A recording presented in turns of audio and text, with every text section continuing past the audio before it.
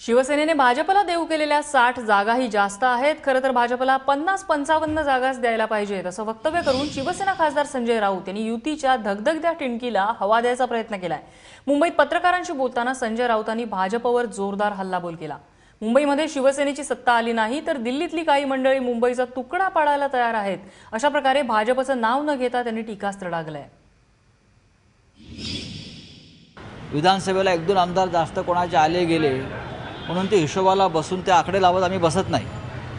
मुंबईवर शिवसेनेचं वर्चस्व असायला पाहिजे ही देशाची इच्छा आहे। मुंबईवर जोपर्यंत शिवसेनेचा वर्चस्व आहे तोपर्यंत राष्ट्रीय हित सुरक्षित आहे असं आम्ही मानतो। इथे उद्या दुसरं कोणाचं राज्य येण्याचा प्रयत्न झाला तर मुंबईचा तुकडा पाडायला हे दिल्लीमधले आणि मुंबईतले काही लोक बसले आहेत आणि म्हणून इकडे शिवसेनेचा वर्चस्व पाहिजे मुंबई वाचवण्यासाठी, देश वाचवण्यासाठी।